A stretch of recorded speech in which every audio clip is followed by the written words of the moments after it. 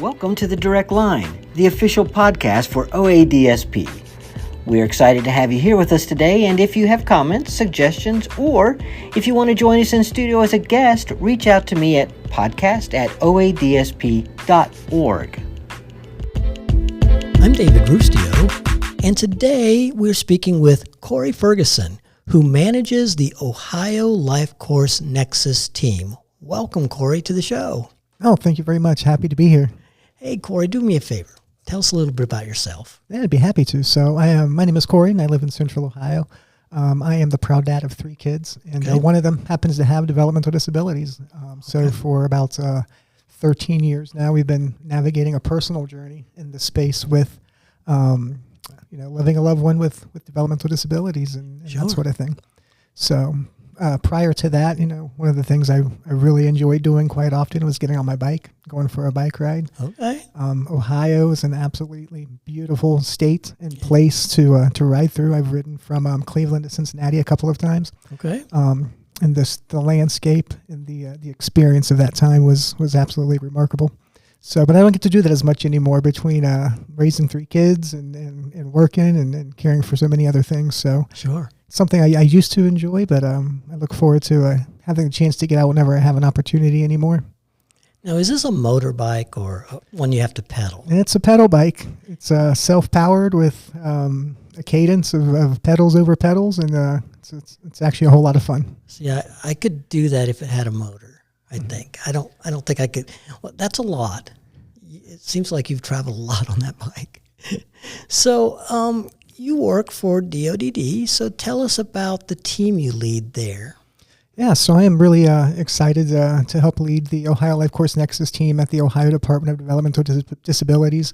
We are a group of people with lived experience of people who have developmental disabilities as well as have loved ones with developmental disabilities, and we really focus our work on helping families and people live the best lives they can, and be able to achieve the personal outcomes that they want for themselves, and looking at a wide array of different supports that are available to them. We provide resources and information and a lot of programming as well that really tries to get at supporting people with developmental disabilities as well as families throughout Ohio. Okay.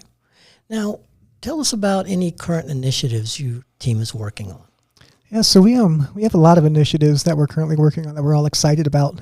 Some of the ones that are the Charting the Life course is a one that we're pretty passionate about in terms of helping equip people and families with the tools to think about what it is they envision for themselves and what they want for their lives, and not just looking at those tools, but also having a capacity and a way to share those ideas and their vision for their life as well, but also using that particular framework in a way of looking at all the various integrated supports that are available to them as well that they can pursue, whether those are relationships or community assets that they have available to them, looking at different ways technology can be engaged in and included in helping them achieve the outcomes in the life that they would like to live.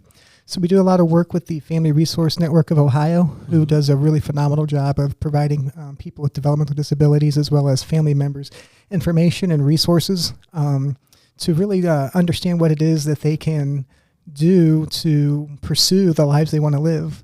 And even now we can leverage that framework and helping people use that information when they're pursuing their Ohio ISP. Okay. That really is an easy way to share and to have a conversation about what it is I want and where I want to go, and these are the things that I'm going to need to help me get there. Okay, and how do you connect with people to get them involved in this? Yeah, so anybody can go to the Family Resource Network of Ohio website. There is quite an array of information there. They also offer a wide array of trainings as well. There's videos there, there's resources there, and if anybody's interested in having a training for their group, you can reach out to them, and they'll be happy to provide somebody who will give a presentation specifically for your group about learning about the process and the framework and just the different ways the principles can be applied to really helping people achieve the outcomes that they want for themselves or their family. And how does it play out? It's a really good question.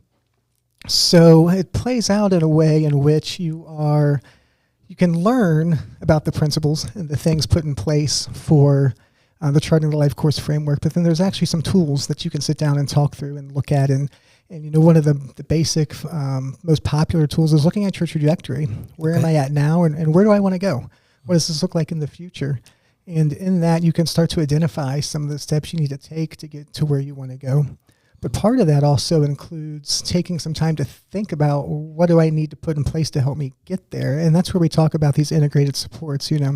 We have a lot of eligibility supports. We have waivers and and that sort of thing. But there are other opportunities where we can look to leverage supports and resources that we have to help us get to where we want to go. There are some community supports that are out there that we have access to.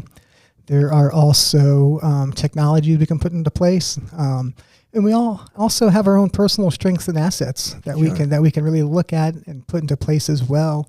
And then, what relationships do we have? I've seen stories of people who develop relationships with neighbors, and they have somebody who can pop over and help them with something if they need it. And I think that also includes is looking at this relationship that they have with direct support professionals as well, and how they can build that into helping them achieve the lives that they envision for themselves. What are some things that gets in the way of folks moving forward the way that you kind of envision it? I think there could be a variety of barriers. I can take from my own personal experience in this space. Sometimes it's hard to navigate because just of a wide plethora of information that's out there. Kind of to know where that information is and what it looks like and how it applies to me, I think is a barrier. And then in addition to that, sometimes just finding the help or the right person or the right people is also a challenge that we've personally experienced. But we've been able to leverage relationships and connect with people and network, which has been beneficial and helpful for us. Okay. Now, do you typically work with providers to get these supports out, or do people come to you? How does it work? So oftentimes, there's kind of multiple avenues, if I were to be honest with you. Okay. One of them is the Family Resource Network of Ohio, again, is really, really good at getting information out. But I have had people reach out to me and they say, this is what I'm going through. This is what's happening. Our team also gets these questions from people with developmental disabilities as well as other family members, and we're able to take some time and to share the resources with them. Oftentimes, some of the resources we share, the information we share, are things that they're not as familiar with.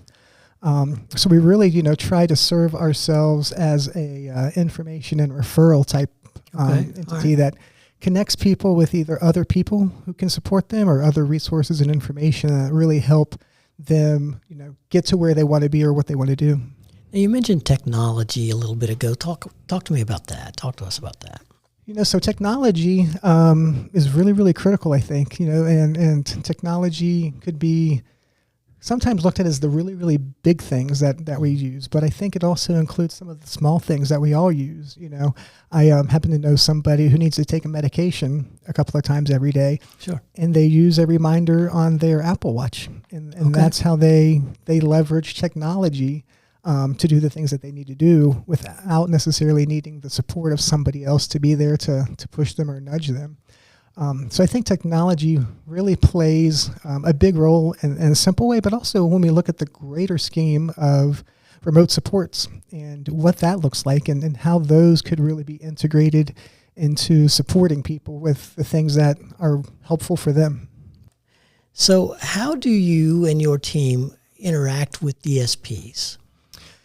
So I think our team interacts with DSPs not as directly as some of our other partners do within the division, the department. But one of the things that I've seen really, really helpful is when DSPs are given the opportunity to be involved in conversations with the people they served and the families they served.